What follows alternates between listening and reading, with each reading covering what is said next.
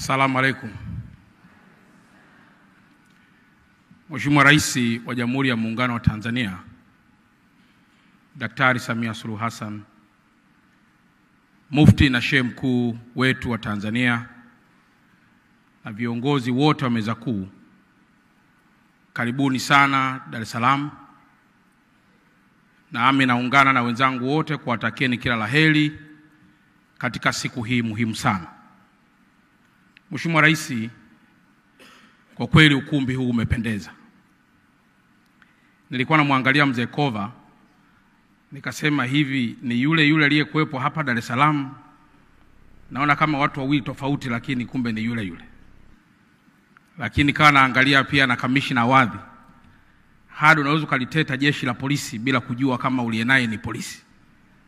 Hii yote ni kwa sababu mtume wetu ametuweka vizuri, na hasa katika mwezi wote mtukufu wa Ramadhani na mpaka hapa tulipofikia sasa. Mimi Mheshimiwa Rais, wakati wote kwa siku 29 nimekuwa natembea na hii tasbihi. Nayo hapa.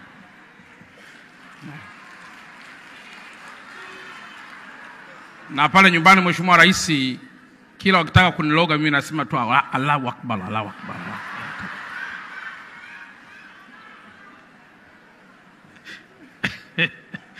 Kwa hiyo Mheshimiwa Rais, Mufti ameniweka vizuri sana katika kipindi chote hiki cha siku 29 ambazo tumekaa kufikia 30 na mpaka hapa tulipofikia. Ni neema kubwa sana ya mtume wetu.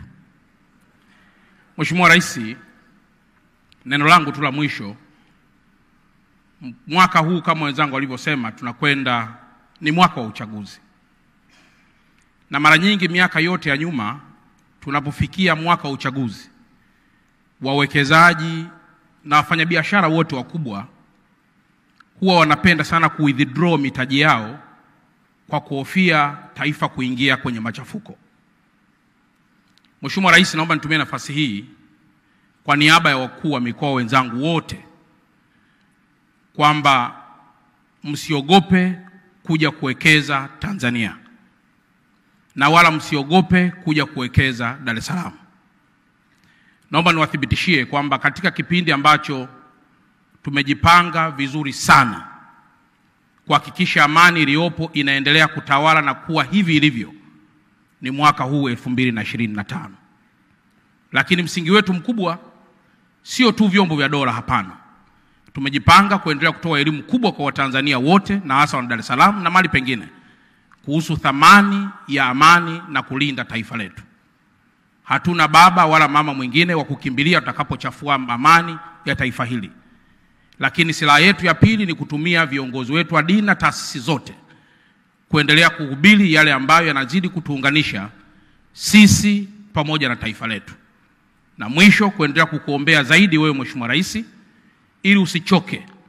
Maana wakati fulani wapo watu wanaweza kukatisha tamaa, lakini tunaamini kabisa kwamba kwa kuwa wewe unamfahamu Mungu na wakati wote unamuomba Mungu, nasi tutaendelea kukuombea ili usichoke na uendelee kutuongoza kwa vile ambavyo Mungu ameweka baraka hiyo kwako. Baada ya kusema haya, nashukuru sana na asanteni sana. Asante Mkuu wa Mkoa wa Dar es Salaam. Mheshimiwa mgeni rasmi, linalofuata